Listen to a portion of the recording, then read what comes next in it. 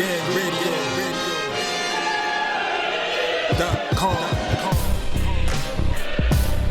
Take over. Last mission. Final boss mode.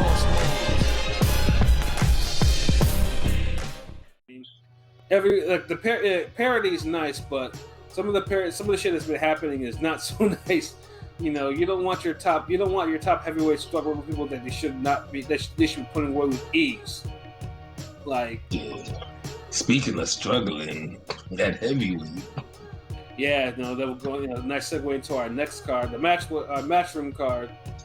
Featuring another former heavyweight champion, Joseph Parker, facing none other than troubled heavyweight Dereck Chisora, and he is troubled because there was a lot of stuff going on before the fight with Chisora. Talking about he wasn't going to fight if he couldn't come out like second or some shit like that, or first or whatever. So he pissed off everybody to justify robbing him at the end. Yeah, he did. Yeah, he definitely pissed off some people. I think his mom actually had to tell him, like, you have to fight. Just fight and stop the nonsense. And that's a true story. Yeah, he didn't be talking about the fight, though. All he did was just hype it up like he always does. Like, I don't know why people take him serious like that. He's just Chisora. Well, I mean, outside of, Chisora spitting in Vlad's face or, getting glassed by David He smacked Vlad. He smacked Vitaly, too, ain't it? The same weekend? Yeah, Chisora was a wild boy in his prime. Fuckery with this guy, but even with that said, it's like he still won this fight hands down. Like, it was clear as day. Like, Parker, and I picked Parker to win, but it's like I'm having trouble giving him 6 rounds. Like, he had like 4 rounds, maybe 5 at best. So, even with 6 rounds, he got dropped. He still loses. Yeah, dog. He dropped him in the first 10 seconds of the fight. I was like, "Whoa, what the fuck is this?" And dude was hurt. Like, his face was against the damn fucking ring post. I'm like, shit. I was like, "Yo, this is some next shit's going on." I'm thinking to myself, "This is already an upside ruin." And Parker, the way Parker fights, Parker likes to punch a lot, and he doesn't do it to a lot. But it doesn't work with really big punchers. Like, anyone who's like a bruiser, like Chisora, that shit doesn't work all completely. So Chisora was letting him have it. Like, you tie him up, go to the body repeatedly. Like, that was his whole strategy. Like, it was, and Chisora, and like he was dropping so many rounds. Yeah, that's why you were right, LB. It's like it's hard to give this dude 6 rounds in the fight. And he, at best you could probably give him maybe 4, maybe. He lost the first 4 rounds. Yeah. It wasn't until the 5th round where it's like he kind of like, oh yeah, I'm a former heavyweight champion. I'm supposed to be the favorite. Yeah. And he started fighting like it because Chisora started was breathing hard in the second half. Like, you could hear all the mics were hot. You could hear him in the corner. Yeah, it was like me. Chisora was like me the other day when it was the elevator wasn't working. I had to take the stairs. I went up 9 stairs and I was like, he sounded like me. Yeah, his breathing was super hard, but honestly, he looked a lot better in this fight than he did against Usyk. He did, because Usyk actually managed to hurt him a couple times. Parker, I don't think. But he looked all sloppy and wild with Usyk. Like, this fight, I felt like he looked better in a skill. He looked like his aggression worked, but it was more refined. But then both of them were smothering their punches. Like, you can see, especially, and it was driving me crazy. I was like, "Yo, back up, give yourself some space to actually throw some punches." Like, I mean, Parker should know better. Like, yeah, but Chisora was doing, because I think Chisora was trying to stay in his chest, like, and throw, but Parker was tying him up a lot. But it wasn't until like maybe the last 3 or 4 rounds that Parker was like, "You know what? I need to actually punch. I need to actually try to hurt this guy, to try to get this guy out, to put them away." And he still was doing a horrible job at creating space where he can really get leverage in his shots. And I don't know, man. Parker's just regressing. Like I don't know, man. Heavyweight division is like trash right now. Yeah, like, I mean, honestly, I mean, because Parker is not. I can't. I don't like watching his fights. I mean, I've seen him live, so it's like I know how I definitely know how TDC is. Like, I think he's only had like maybe one fight where he actually was motivated to actually put somebody away, you know. And then the Dillian White fight was just a fight where, because White was hurting him too much, that he had to fight. Yeah, so he's like, I don't like watching his fights at all, because his offense is it's mediocre, and his boxing IQ doesn't seem to be up there. And he isn't he with not McGirt, or like. Wait, was it McGirt or was it Andy Lee? I forget who had which fighter had Parker had Andy Lee. Okay, yeah, Parker had Andy Lee. Yeah, that shit ain't seem to be working for nothing. Yeah, like there was nothing that I saw. So yeah, I mean, I thought at the end of get his money back. Nah, but at the end of the day, man, Andy Lee made his mark in the sport. Mm-hmm. Parker. He really hasn't like that. It's like, and although he's been a former champion, but he has to know better, man. When he's in the ring, like, he knew what he needed to do. Man. He just seems content, like he's scared to, like he doesn't want to throw or anything. I don't know. He just doesn't want to take no chances. No chances, yeah. Yeah, let's say it all depends too. Because I think you have to think White is the only fight that he actually took chances because White was hurting him a lot. So he had to fight for his life. Then yeah. But yeah, this fight, yeah. I mean, Chisora is. It looks like he's a fading heavyweight. Like he shouldn't. This is someone he should have gotten rid of. Yeah. Remember, his manager was like, "Man, how's you gonna stop him?" Yeah. Now look at that. The guy got a gift. Like, you can't ever talk shit no more. Yeah, he got a huge gift. Like, I mean, because I saw the scores. Like, now one. Like, I mean, I thought Chisora won this fight probably maybe a one. Somewhere between 116, 112 to a 115, 113 type of score. Somewhere around. 116, 111, or 115, 112. Yeah. Even if you want to say 114, 112, but he won this fight clear as day.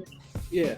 The fact that a judge actually gave Parker a 116, 111 is just absolutely was mind-boggling right there. It was just like, yeah, it's like that's when the fuckery was super in, giving that motherfucker 116, 111. There was no 116, 111 for Parker in this fight. Like, none. That's a crazy fucking gift right there. It's like you just went full-blooded, full blown, you just dived into the gift. Yeah, absolutely. It was just like, yo, this is some bullshit. Like, yeah, I mean, I felt for Chisora too. Chisora went off on a rant and everything like that himself. Although his rant was he didn't cuss, no cussing out or anything like that. But you feel for Chisora because Chisora should have that should have been Chisora's signature win. It should have been. Yeah, he was robbed of that. I'm tired of these fuck ass judges with that too.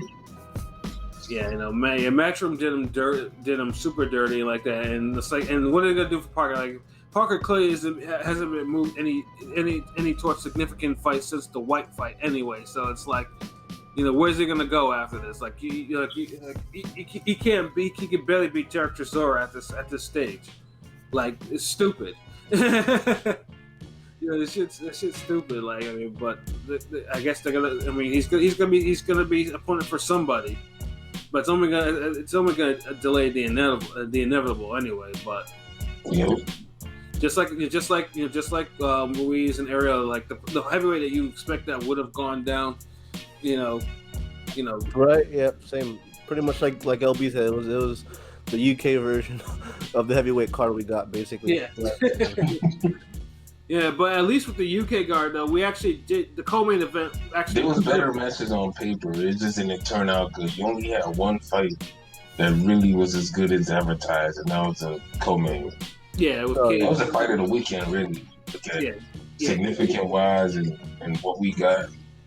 Yeah, Katie Taylor and Natasha Jonas. Yeah, that was a good ass scrap. Like that was, and it started off slow, but when it picked up, it definitely picked up, man.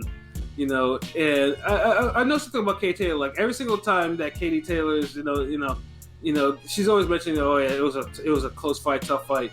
Katie Taylor's had a lot of tough close fights lately. Like, Yeah. I'm glad you noticed that because I said the same thing. yeah, it's just, I mean, granted, it's good because I mean, she is match tough, so it's not like she's fighting some bullshit, you know. Yeah, but it is kind of getting a little tiresome having to see her just scrape by like every time. And yet people's calling her, the best female fighter in the world, and she's like barely scraping by these people. These females. She's the Canelo of female boxing. Damn. Like, nah, she'll fight some good names, but she barely beat them or damn near just lose, and they give her the gift. Yeah, because Jonas too, and I will admit that I didn't think Katie Taylor got to get him. I thought she did beat Jonas. Yeah, it was like a 6 round, 6-4. Yeah, exactly, 6-4. Or actually, it was 6-4, and then there was also a 5-4. There were two 5-4-1s.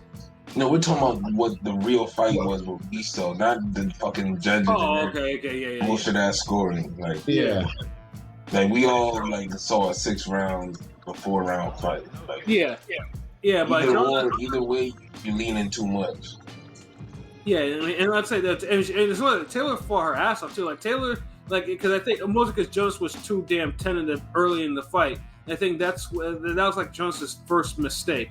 Like she gave away too many of the early rounds, but she came firing back in the middle rounds though. She was rocking Katie to the to bloody her nose. She was hurting her throughout the fight. Like, into the body. Like, whenever she let her hands go, she was hurting Taylor. Now, where the fight got lost for Jonas is the last 2 rounds. Like, the fight was close after the 8th round, so Jonas only honestly needed to keep it up for the last 2 rounds. I think Katie outworked her like significantly enough. I was like, damn it, like Jonas. I mean, she made it a fight in the final round, but I think it was just too late. I thought she just gave away those rounds with Katie, giving them like one final burst of whatever the second win that she got. And I was like, yeah, that's why I couldn't argue with a Katie Taylor win. Like it wasn't like a Pursoon fight where where most of us saw Pursoon winning in the first fight or some shit like that.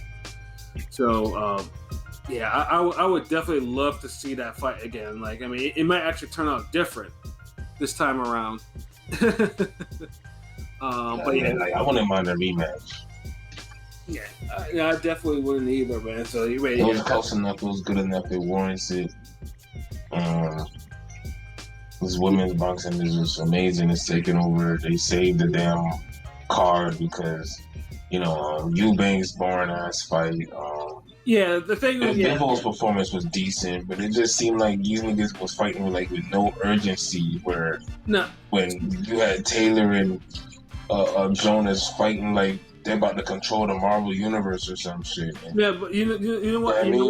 You know what happened? Like Bivol looks so mid, like so mid. Wasn't even funny. Yeah, I was thinking. I mean, I agree with you, P, about like how he's becoming to the point where he's basically so underrated. He's actually being overrated now because that wasn't really. He was fighting a quality dude. It's just I felt like he doesn't go into that second gear. Like he need to get more aggressive because he was landing. He doesn't go into the second gear. Yeah, he still pushes his punches. Like he's getting annoying to watch now. Like yeah, I think the big thing for me. He landed some good shots on dude. He ain't push everything. Now, I think my big thing with both Bivol and Eubank is they play with their food too much. Both of them had points where they could have at least mostly Eubank. Eubank had like at least 2 shots where he could have taken dude out, but he kind of stepped back and and didn't do shit. He just kept fighting like a fake ass Roy Jones with all the damn fake ass posturing and head cocked to the side. Like that shit was annoying, and it's like if you're gonna fight like, if you're gonna try to look like Roy Jones, you better fight like him and look good, or at least look good doing your own shit. And put him away. And put a guy away, like all this. You heard a guy back up playing. Nah. Shit was horrible to watch. Like it took me out of the whole fight. Nah, Eubanks Roy Jones impersonations annoy me even more than Pascal's Roy impersonation. Pascal is still trying to hit you with a big shot, and it's like you're like, alright, fuck it, he's rough, but it's like Eubanks was really feeling himself with that. Like you couldn't tell him he wasn't Roy Jones. Yeah, and that's, I almost wanted Roy Jones to tell him like, you're not me, nigga, chill. yeah, like I mean, I honestly, you know, like the second that this dude, you know, steps up again to you know, to a top competition, he's gonna get embarrassed again. Like I didn't see anything. I mean, yeah, he still has a Make the Charlo fight so Charlo could KO him if y'all not gonna get him Benavidez or somebody or a bigger fight. Yeah. I'm like kind of tired. I'm kind of tired of both of them playing with their food. Like, Don't put Bivol and Eubanks back to back anymore. Any cards? Yeah, they definitely. That's the worst back to back you could ever do. Like y'all, that's like putting like two. Yeah, unless we're getting Eubanks, Charlo, and Bivol better be back to back. That's literally the only way. That's like putting two monotone rappers on back to back on the same track. Like I don't want to hear like Mystical Busta Rhymes and then hear Joe Buttons and then Lloyd Banks or some shit. Whoa! Like, I'm gonna just throw out the whole clue tape. Don't give me Tech 9, DMX, Busta Rhymes, MOP, and then say, all right, throw on that Joe Buttons and Lloyd Banks. Whoa! I'm not gonna accept any Banks or Buttons slander here. Come on. On that song full of legends that have energy and vocal presence, yes, you will accept it. Oh shit! Yeah, you stupid. And that's good. Like Eubanks and Bivol, they was killing the momentum for the card, man. Like good thing Hatton came back and he did his little thing. Yeah. And he looked better than last time. But jeez, like Bivol and Eubanks, man, like I think he's got to get it together. Like y'all look like mid-tastic. Right. And now with Bivol too, it's like now all the light heavyweight champions all look mid in their last performances. Like now it's like this crazy parity, and they're all killers too. Like they're both all of them are very capable of actually doing a whole lot worse to opponents though. But it's gonna be like who's actually gonna snap out of this. Bivol's a good fighter. He ain't no killer. Stop it. Let's not say he doesn't fight like a killer. He fight like a very educated boxer. Great jab. Good punch selection, but no second gears. Like he's a guy that he'll be hard to outbox, so you're gonna have to fight him. But he boxes so well, he doesn't really permit fights. Mm-hmm. So it'll be interesting to see who matches up with him. Like I would like to see like maybe a Callum Johnson be a good match for him. Sounds like you're saying he's the 175 star. The 175 who? Pascal. Post who? Yes. Postal. Great value Klitschko. Postal. Hell no. Look, Bivol is way better than Postal. Like honestly, two different levels of fighter. Like Postal, like first of all, Bivol is beating better fighters than Postal has. Of course. Yeah. Second of all, Bivol has a better jab. He's more athletic. Better work rate. He controls distance better. He barely uses athleticism. He what? He doesn't use his athleticism like that. Like he doesn't need to. That's what I'm saying. Like you have to match him up against with some killers. That's what I'm saying. Callum Johnson will be a good fight for a guy like Bivol because he's gonna go after him and he got heavy hands. Mm-hmm. Arthur Betterby will be a good fight, but if you want to see him in a good fight before Betterby, Callum Johnson's a good matchup. Yeah, I mean, yeah. He's gonna need another fight to impress because it looks like Betterby and Joe Smith. People got to see some type of danger threat to him because Cause dude, he just boxes too soundly, and no one takes him out of his comfort zone. Right. Yeah, like he you have to really go at his ass, man. Like what my man said, if he's not being pressured, he stinks the joint out. There you go. Official scorecard boxing science. I'm telling you. Yeah. And There's some guys like that. Like if you don't put them in the danger zone, they gonna just stink that shit out. Yeah, and we all know, like I said, Bivol already has a win over Joe Smith, and I was there for it. Where he pretty much won 11 and 3/4 of the fight, and then the 1 quarter. Yeah, and that 1/4, he almost got stopped. Yeah. I mean, this Joe fucking Smith here. Yeah, but yeah, it looks like I think people just want to see more from Bivol. Like Bivol, for things too, is like Bivol came into this shit with knockouts. He hasn't knocked anybody out in 4 years, give or take. He fights people who are tough, but I feel like he could push for him more. Like he could have stopped Joe Smith. Yeah, what was the last time he got a knockout? The Barrera fight? Yeah, the Barrera fight is last. Oh, no, to his credit though, I mean. Yeah, but I'm sure. I mean, he like I said, what LBC before. I mean, he fought Chilemba. Chilemba is hard to knock out. Pascal is hard to knock out. Joe Smith is hard to knock out. Pascal, yeah. You gotta really have heavy hands and really be throwing bombs. You're not gonna be pushing your punches and having a jab fest knocking out Pascal. Yeah, I mean, like I said, he won. He won all those fights clear, but it's just like, yeah. I mean, but then like fighters like Castillo and Richards, if you want to see at least some knockdowns, something of that nature, because they're not on that level of a Smith or a Pascal or a Chilemba, so you actually want to see something, They better be running out of opponents. I'm sorry, not better be, but Bivol running out of opponents. Yeah, it's like, I mean, I know that Callum Johnson and better be, and after that better be. That's the best. And let's say some other names y'all trying to throw around at him. I mean, he's trying to make the Canelo thing a thing. He's trying to make a Canelo fight. He's saying, it's like, yo, man, like no one even looking at a Canelo fight right now. Like, you just came back on the scene. You had a decent performance, but nothing screaming like, hey, this is the guy that could beat Canelo. Right. Yeah, we'll see. Like, so he might not even have a Canelo fight that Saunders is down with you. I'm saying. So I ain't writing on nobody. We've seen too many upsets this year, like too much fuckery. And I know the UK is dying, and it's like, and the way I see Tyson Fury hanging with dude, like, nah, like there's something going on. Like, these niggas is vibing for that fight. They ready, man. Sugar Hill all in Versace robes and shit. Like, they taking somebody serious. Yes.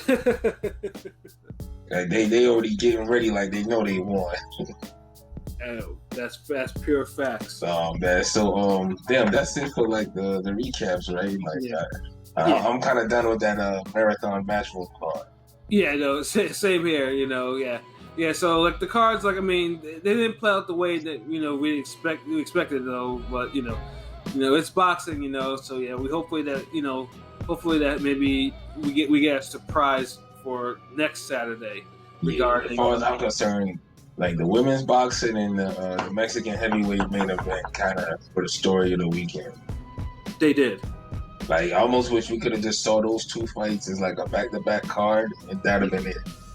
Yeah. We've seen a lot of other mid with that. Too much mid. Too much. Yeah, like, man, they trimming the fat this week for the Canelo fight. So we'll see. But I know y'all want to get into this fuckery with King P favorite fighter. Yeah, I know King P. Yeah.